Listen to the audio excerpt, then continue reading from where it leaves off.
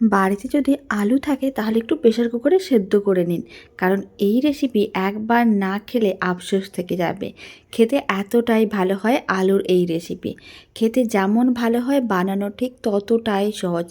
মাত্র কয়েকটি উপকরণ দিয়ে রেডি করা যায়, আর দেখে মনে হবে দারুণ সুন্দর একটা রেসিপি। অনেক কিছুর একেবারে প্রয়োজন পড়বে না, মাত্র কয়েকটা উপকরণ দিয়ে বাড়িতে খুব সহজে রেডি করে নিতে পারবেন। আর একবার খেলে বারবার বানিয়ে খেতে মন চাইবে। দোকানে অনেক টাকা খরচ না করে বাড়িতে এইভাবেও রেসিপিটা বানিয়ে দেখতে পারেন। নমস্কার, আমি রুমির রেসিপির আর একটা নতুন রেসিপিতে আপনাদের সবাইকে স্বাগত। তো চলুন বানানো শুরু করা যাক। প্রথমে একটা মিক্সিং বোল নিয়েছি, তার মধ্যে আমি দিয়ে দিচ্ছি সেদ্ধ আলু। প্রেসার কুকারের মধ্যে আমি দুটো বড় সাইজের আলুকে সেদ্ধ করে রেখেছিলাম, সেই সেদ্ধ আলুগুলো দিয়ে দিলাম, খুব ভালো করে ম্যাশ করে নিচ্ছি। যেহেতু খুব গরম তাই আমি ম্যাশার দিয়ে এইভাবে একটু ম্যাশ করে নিলাম। আলুগুলোকে ঠিক এইভাবে ভালো করে ম্যাশ করে নিতে হবে। এখন ম্যাশ করে নেওয়ার পরে এর মধ্যে কয়েকটা জিনিস দিতে হবে। অল্প করে একটু লবণ দিলাম, স্বাদ অনুযায়ী লবণ হাফ চামচের মতন দিয়েছি। আর আমি এখানে দিয়ে দিচ্ছি ম্যাগি মশলা, 1 প্যাকেট ম্যাগি মশলা পুরোটাই দিয়ে দিলাম। ম্যাগিটা আলাদা করে রেখে দিয়েছি আর তার মশলাটা দিয়ে দিলাম। আর আমি দিয়ে দিচ্ছি চিলি ফ্লেক্স, আপনারা চাইলে কুচনো কাঁচা লঙ্কাও দিতে পারেন। এবার আমি এর মধ্যে দিয়ে দিচ্ছি অল্প করে একটু মিক্স হার্বস, এইগুলো দিলে খেতে বেশ ভালোই লাগবে। আর আমি দিয়ে দিচ্ছি সামান্য পরিমাণ অরিগানো, চাইলে দিতে পারেন, না চাইলে নাও দিতে পারেন। শুধুমাত্র লবণ, কুচনো কাঁচা লঙ্কা আর ম্যাগি মশলাটা দিলেও হবে। এখন সমস্ত কিছু খুব ভালো করে একসঙ্গে মিশিয়ে নিতে হবে। এইভাবে আলুর মধ্যে সমস্ত মশলাগুলো মিশিয়ে নিলে খেতে অনেক বেশি ভালো লাগবে। এখন দিয়ে দিচ্ছি 3 চামচের মতন কর্নফ্লাওয়ার। কর্নফ্লাওয়ার না থাকলে ময়দাও দিতে পারেন। এখন সমস্ত কিছু খুব ভালো করে মিশিয়ে নিতে হবে। আর যেহেতু গরম তাই এখন এইভাবে হালকা করে মিশিয়ে এক সাইডে রেখে দিলাম। আর এই সময় একটা ব্যাটার রেডি করব। তার জন্য একটা ছোট্ট মিক্সিং বোল নিয়েছি, মিক্সিং বোলের মধ্যে 4 চামচের মতন কর্নফ্লাওয়ার দিয়ে দিতে হবে। আর কর্নফ্লাওয়ার না থাকলে ময়দা নিতে পারেন, কোনো অসুবিধা নেই। এইভাবে আমি 4 চামচ কর্নফ্লাওয়ার নিয়ে নিলাম, অল্প করে একটু লবণ দিলাম স্বাদ অনুযায়ী, খুব বেশি না, একেবারে সামান্য পরিমাণ লবণ দিতে হবে। আর অল্প জল দিয়ে সমস্ত কিছু খুব ভালো করে মিশিয়ে নিতে হবে। আর একটা মিডিয়াম ঘনত্বের ব্যাটার রেডি করতে হবে। ব্যাটার খুব বেশি পাতলাও না, ঘনও না, ঠিক এইভাবে ব্যাটারটা রেডি করতে হবে। মিশ্রণটা রেডি হয়ে গেছে, এখন মিশ্রণটাকে এক সাইডে রেখে দিচ্ছি।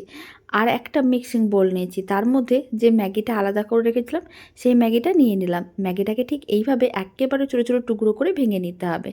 এইভাবে ম্যাগির টুকরোগুলো ভেঙে নিলে যখন স্ন্যাক্সটির গায়ে ভালো করে এই ম্যাগির টুকরোগুলো আটকে দেওয়া হবে তখন দেখতে যেমন ভালো লাগবে আর খেতেও ঠিক ততটাই ভালো লাগবে। যদি ম্যাগি না দিতে চান না দিতে পারেন, তার জায়গায় সিমইও দিতে পারেন বা ব্রেড ক্রাম্বসও দিতে পারেন।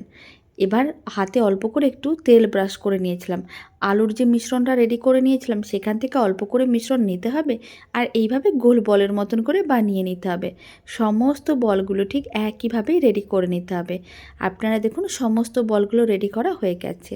আর দুটো আলু আমি এখানে বড় সাইজের নিয়েছিলাম, দুটো আলু দিয়ে বেশ অনেকগুলোই রেডি করা গেছে। তবে আপনারা চাইলে ছোট ছোট বল করেও রেডি করে দেখতে পারেন। আমি এখানে একটু বড় বড় বল করে বানিয়ে নিলাম। চাইলে মাঝখানে চিজও দিতে পারেন, খেতে আরও বেশি ভালো লাগবে। এবার যে মিশ্রণটা রেডি করে রেখেছিলাম সেই মিশ্রণের মধ্যে বলটাকে ভালো করে কোট করে নিলাম। তারপরে শুকনো ম্যাগির মধ্যে এইভাবে গোল করে বলটাকে ঘুরিয়ে নিতে হবে আর হাতে এইভাবে প্রেস করে ভালো করে আটকে নিতে হবে। সমস্ত বলগুলো একইভাবে রেডি করে নিতে হবে। আর এই আলুর রেসিপিটা খেতে এত ভালো হয়, একবার হলেও বাড়িতে বানিয়ে দেখুন। ছোট বড় যে কেউ খুবই পছন্দ করবে। সমস্ত বলগুলো রেডি করে নিয়েছিলাম, এবার ভেজে নিতে হবে। তার জন্য কড়াইতে পরিমাণ অনুযায়ী তেল ভালো করে গরম করে নিয়েছিলাম। গরম তেলের মধ্যে সমস্ত বলগুলো দিয়ে দিতে হবে আর ফ্লেমটা মিডিয়াম টু হাইতে রাখতে হবে। উল্টে পাল্টে লাল লাল করে বলগুলো ভেজে নিতে হবে। অল্প করে একটু টমেটো কেচাপ বা কাসুন্দি দিয়ে খেয়ে দেখবেন, খেতে দারুণ লাগে। বাড়িতে বানালে কমেন্ট বক্সে জানাতে একেবারেই ভুলবেন না খেয়ে কেমন লাগলো। আর এই রেসিপিটি ভালো লেগে থাকলে আপনারা যদি ফেসবুক থেকে রেসিপিটা দেখছেন পেজটিকে ফলো করে নেওয়ার অনুরোধ রইল। ইউটিউব থেকে দেখলে চ্যানেলটি সাবস্ক্রাইব করে নেওয়ার অনুরোধ রইল। পাশে থাকা বেল আইকনটি প্রেস করে নেবেন নতুন রেসিপির আপডেট সবার আগে পাওয়ার জন্য। ঠিক এইভাবে উল্টে পাল্টে বেশ লাল লাল করে ভেজে নিতে হবে।